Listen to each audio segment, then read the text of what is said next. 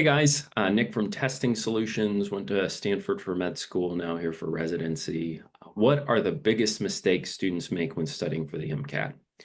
I've worked with thousands of students over the years, literally hundreds in person, one-on-one, and so I feel like I've seen patterns come up. And I think one of the things that I see over and over again is that people are not consistent in their practice.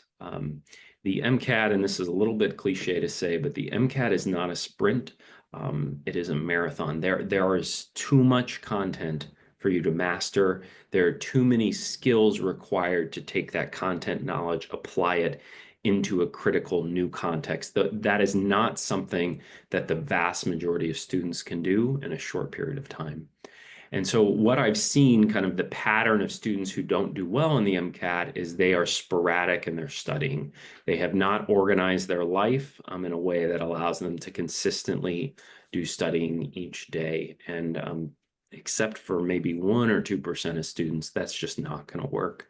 What you have to do, and it's hard, but you have to make sure you've organized the rest of your life, your commitments with classes and jobs and research and volunteering, that you have organized those where you have dedicated time 6 days a week for a couple hours at least of dedicated studying.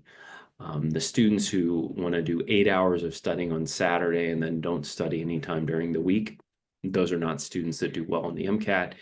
And by and large, those are not students that get into med school. And it's just the reality of it. And so, you got to be honest with yourself. You got to look at your schedule and you got to say, can I fit in a couple hours realistically every day? And if the answer is no, you're either not ready to take the MCAT or you have some work to do to get your schedule aligned. I wish it weren't true, but it is what I've seen year after year with students. So I think one of the things that can be helpful to get around this problem, because it's easy to say be consistent every day, but one of the questions is, what do I do? Right. And so some of that uncertainty each day can be a barrier to studying. And so one of the advantages of testing solutions, because I know of this problem, I've seen this problem, is we give bite-sized study every day based off of the schedule you have. So if you have 90 days to study, if you have 60 days to study, hopefully you don't have 30 days, but we do have a course for 30 days if you're in that situation. 120, 150, 180. We have a study schedule course for you that breaks up the highest yield material in bite-sized pieces, to give you kind of autopilot. You just got to show up and do it. And if you do that, you're going to do really well in the MCAT.